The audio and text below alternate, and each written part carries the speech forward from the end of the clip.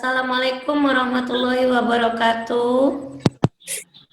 Waalaikumsalam warahmatullahi wabarakatuh. Ya, apa kabar semuanya? Baik, Alhamdulillah, Bu. Baik. Kembali lagi kita belajar sejarah Indonesia. Kali ini sebelum kita memulai pembelajaran, kita baca doa terlebih dahulu. Baca doa, silakan. Selesai. Sekarang Ibu lihat sudah banyak yang bergabung ya di Google, di Zoom meeting. Sebelum kita memulai pembelajaran, Ibu ingatkan kembali Ananda untuk mendownload bahan ajaran yang Ibu bagikan di Google Classroom, kemudian isi absen yang sudah ada di Google Classroom. Setelah itu Ananda juga LKPD dan lihat pembagian kelompok. Nah, ini semua sudah Ibu bagi di Google Classroom. Ananda juga bisa mendownload di WAG. Paham ya? Paham, Bu. Nah, sekarang Ibu ingatkan kembali materi kita minggu lalu itu tentang apa? Orde Baru pada masa transisi ya. Nah, sekarang kita akan mempelajari materi baru, yaitu tentang kehidupan politik dan ekonomi Indonesia pada masa Orde Baru. Nah, ada 3 tujuan pembelajarannya. Pertama, peserta didik dapat menganalisis hasil identifikasi tentang perkembangan kehidupan politik dan ekonomi pada masa Orde Baru. Yang kedua, menganalisis fakta-fakta atau informasi yang berkaitan dengan hasil identifikasi perkembangan kehidupan politik dan ekonomi pada masa Orde Baru. Dan yang ketiga, membandingkan hasil identifikasi perkembangan kehidupan politik dan ekonomi pada masa Orde Baru. Nah, itu tujuan pembelajaran kita pada pertemuan kali ini. Paham? Nah, ini ya, stabilitas politik dan rehabilitasi ekonomi pada masa sesuai dengan instruksi Ibu di pertemuan tadi bahwa Ananda sudah Ibu bagi jadi 4 kelompok.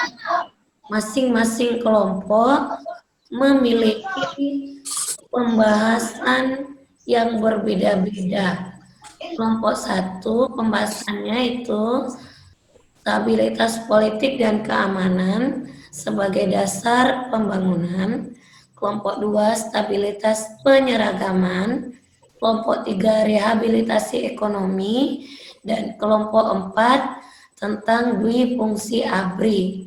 Nah, masing-masing kelompok silakan bekerja sesuai pembagian kelompok. Nanti Ananda akan Ibu minta untuk mempresentasikan secara bergiliran. Ya, kerjakan di Google Classroom. Ibu berikan Ananda waktu sekitar 15 menit. Setelah presentasi kelompok, Ananda akan Ibu berikan lembar LKPD seperti minggu lalu. Bisa Ananda lihat di layar. Ini namanya apa? Lembar crossword. Seperti minggu lalu. Silakan bekerja sesuai kelompok. Paham? Paham, Bu. Paham, Bu. Silakan. Ya, Bu. Silakan, Bu. 1. Coba Ananda presentasikan hasil diskusi Ananda terkait dengan stabilitas politik, keamanan. Coba siapa kelompok 1? Sudah siap, Bu. Ya, coba Yaya. Bismillahirrahmanirrahim. Assalamualaikum warahmatullahi wabarakatuh. Perkenalkan, nama saya Diana, saya berasal dari kelompok 1. Ya. Saya akan mempresentasikan program Kabinet Pembangunan dikenal dengan sebutan Pancakrida Kabinet Pembangunan yang berisi 1. Menciptakan stabilitas politik dan ekonomi. 2. Menyusun dan merencanakan repelita. 3. Melaksanakan pemilu selamat-lambatnya pada Juli 1971.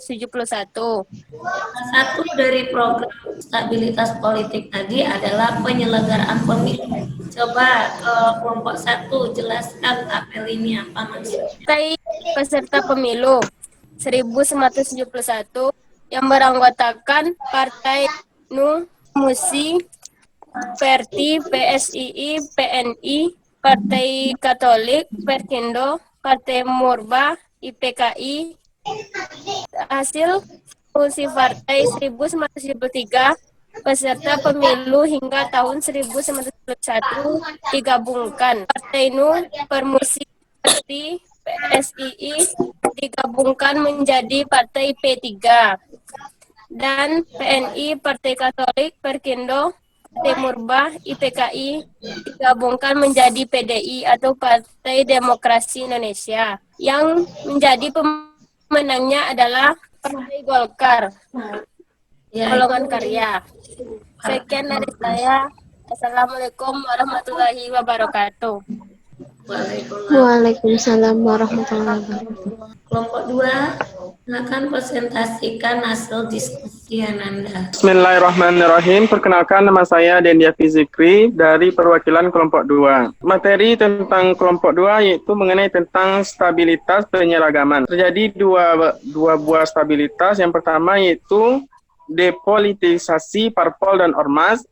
Kedua, ideologi Pancasila. Dalam kedua tersebut diimplementasikan P4 di masa Orde Baru. Pada tahun 1978, pedoman penghayatan dan pengamalan Pancasila atau P4 awalnya ditujukan sebagai pendidikan moral dan politik tak bagi pegawai negeri. Kemudian pada tahun kedua yaitu 1979, penasihat presiden tentang pelaksanaan P4 tersebut dibentuk sebagai lembaga penyelenggaraan pemaparan P4 tingkat nasional. Pada tahun ketiga, 1984, P4 dimasukkan dalam mahasiswa baru dan diajarkan berdampingan dengan pendidikan Pancasila. Pada tahun 1960, 92 juta orang Indonesia yang pernah mengikuti 4. Kemudian pada Juni 1968, tataran P4 resmi dihapus di tingkat perguruan tinggi. Untuk materi dari kelompok 2 mungkin hanya itu, Bu. Nah, sekarang kelompok 3. Kelompok 3 silakan presentasikan hasil diskusi Ananda. Baiklah, saya Suci Anelka dari juga akan membacakan hasil diskusi yaitu tentang rehabilitas ekonomi Orde Baru. Seperti yang telah diuraikan di atas, diperlukan untuk pembangunan ekonomi bagi sejarawan rakyat. Kondisi ekonomi yang diawarisi oleh Orde Baru sangat buruk. Sektor produksi barang-barang konsumsi, misal demikian pula sektor pertanian dan perkebunan yang menjadi salah satu tumbuhan ekspor juga tidak mengalami perkembangan yang bertinggi. Jatuh tempo pada 1965 seluruhnya berjumlah 2.358 juta dolar. Rehabilitas ekonomi Orde Baru dilaksanakan berlandaskan pada TAP MPRS nomor 23 tahun 1966 yang isinya antara lain mengharuskan diutamakannya masalah perbaikan ekonomi rakyat di atas segala sosial-sosial nasional yang lain, termasuk sosial-sosial politik, sekuensi kebijakan politik dalam dan luar negeri. Pemerintahan harus sedemikian rupa hingga benar-benar membantu perbaikan ekonomi rakyat. Sudah, Sofi. Materi dari Sofi. Nah, sekarang kelompok 4. Assalamualaikum warahmatullahi wabarakatuh. Apa ini maksud dengan fungsi adalah gagasan yang diterapkan oleh pemerintah Orde Baru yang menyebutkan bahwa TNI memiliki 2 tugas, yaitu yang pertama, menjaga keamanan dan ketertiban negara atau militer. Yang kedua, memegang kekuasaan dan mengatur negara atau sipil. Nah, sekarang kita sebutkan materi kita hari ini. Coba siapa yang bisa menyimpulkan materi kita hari ini? Kesimpulan materi hari ini yaitu mengenai tentang stabilitas politik dan rehabilitasi ekonomi Orde Baru memiliki beberapa aspek, yaitu 4 aspek. Aspek pertama yaitu stabilitas politik dan keamanan sebagai dasar pembangunan.